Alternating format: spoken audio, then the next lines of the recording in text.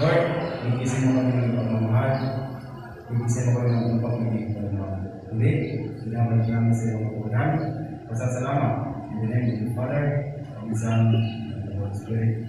Amen. Amen. Pastor po na po tayo. Sampo na namamatay sa pagmumotorsiklo, walang helmet sa ulo. Ibig sabihin, kapatid, yung kapamilya mo, kaibigan mo, katrabaho mo, paalalahanan mo. Dahil pag ang kapamilya mo ay hindi nag-helmet sa ulo, pwedeng bukas, next week, makikita mo sa punerarya. Oh, see? So, maalala mo, makikita mo yung kapamilya mo, papaalalahanan mo na mag-helmet, hindi. Papaalalahanan. See? Advocacy yan ang marsap. Yun. Nakita mo yung barkada mo, walang helmet, papaalalahanan mo, hindi. Advocacy yan ang marsap. Yun. Brother, nakita mo yung barkada mo, nakatsinelas. 2,000 ang multa. Okay lang sa'yo o papaalalahanan mo? Advocacy yan ang marsap. Yun. Ibig kong sabihin, sa ayaw at sa gusto ninyo, sa puso at isip, asap kayo. Why? Hindi kayo asal hayop. Yung mga importante pag-uusapan natin, gagamitin mo para magmalasakit ka sa kapwa.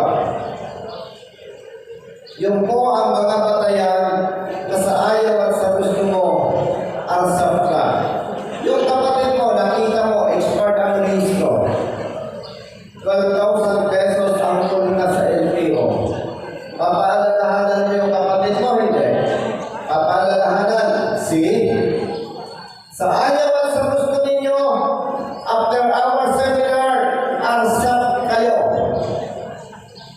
Malinaw? Hindi ang ibig sabihin, kulto. Huwag kayong maniniwala sa sinasabing kulto. Pag sinabing kulto, may ritual. Pwede luluhod ka, sasambahin mo ako, yun, kulto yun. Kulto yun. Pero sa asap, hindi tayo kulto. So again, palakpakan po natin ang officers and members ng ARSAP, kabilang na kayo.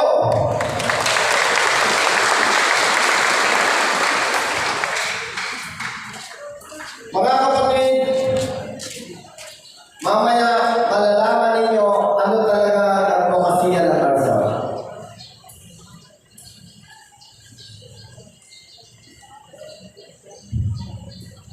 One rider, tulong para sa pagulong. Mga kapatid,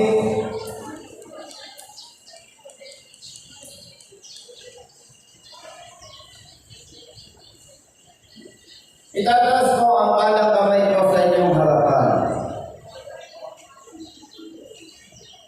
Hindi ko binalag makilahok sa politika. Alam ng Panginoon nating Diyos yan. Kung binalag at aking tinanong na mapolitika, ang gagamitin ko ARSAP Party List. Pero katotohanan kong sinasabi sa inyo, hindi ko binalag pumasok sa politika. Kung bakit ako ay nominado ng One Rider Party List, dahil sa nararanasan ko ngayon, minuto, araw-araw, gabi-gabi, may tumatawag sa opisina, biktima ng pang-aabuso at maling pagpapatupad ng batas. Ang katotohanan po niyan, nag-set up na ako ng bagong communication system. Ma'am, pag tumawag ka sa number, ang sasagot sa iyo, kasama ko sa opisina. Kapag ang itinutulong kaya nilang aksyonan, sila ang bahala sa iyo. Kapag hindi nila kaya, i-connect sa akin. Ako ang aaksyon. Mga kapatid, katotohanan sinasabi ko sa inyo, araw-araw, gabi-gabi, may nabibiktima ng pag-aabuso at maling pagpapatupad ng batas sa iba't ibang lugar ng ating bansa. Bago ko ipagpatuloy, ang ating Panginoong Diyos. Katulad po na ninyong makikita sa screen, ang nakalagay po dyan, mahalaga ang buhay ng bawat Pilipino, kabilang ang mga mananakay ng motorsiklo. Taas po ang kamay ng mga sumasakay sa motorsiklo. Taas po ang kamay. Thank you.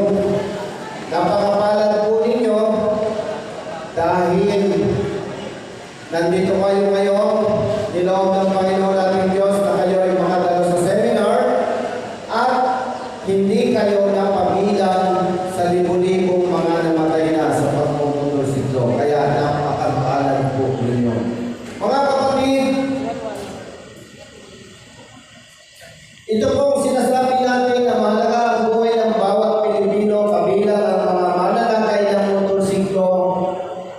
Ito pong paniniwala na ito, of course, sa biyaya at kalooban ng Panginoon nating Diyos, ito po ang batayan kung bakit kami ng aking mga kasama ay hindi napapagod magbigay, maghandog ng libreng seminar sa mga kapatid nating riders na katulad ninyo, Luzon, Visayas, at Mindanao. Matagal na po natin itong ginagawa. Marami po sa atin hindi na inisip na mahalaga ang buhay ng bawat isa. Taas ang kamay ng mga may anak. Taas ang kamay ng mga may anak. Thank you. Nalilimutan po na marami na napakalaga ng ating buhay. Bakit sinasabi ko?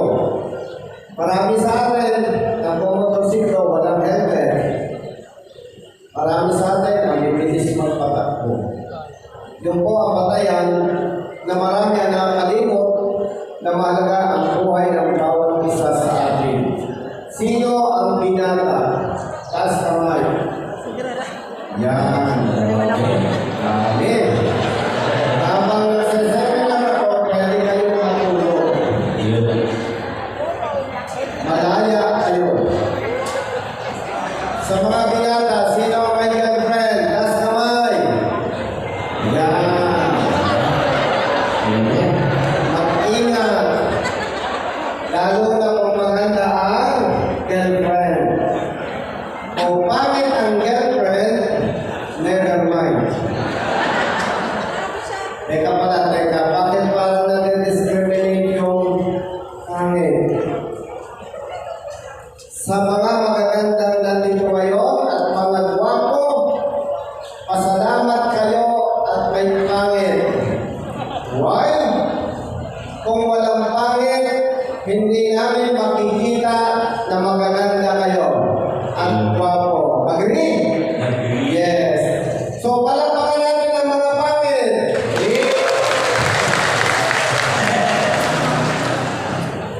By the way, sa mga hindi gwapo, nakatulad ko, sa mga hindi magaganda, huwag kayong malokoran.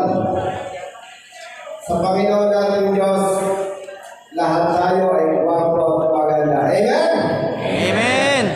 Doon sa mga pangit at hindi pa rin makumbinsi sa sinabi ko, pagdating ng bahay, itanong mo sa nanay mo. Ang sasabihin mo, anak, ang gwapo mo naman. Diba? So again, mga kapatid, mahalaga po ang buhay ng bawat Pilipino.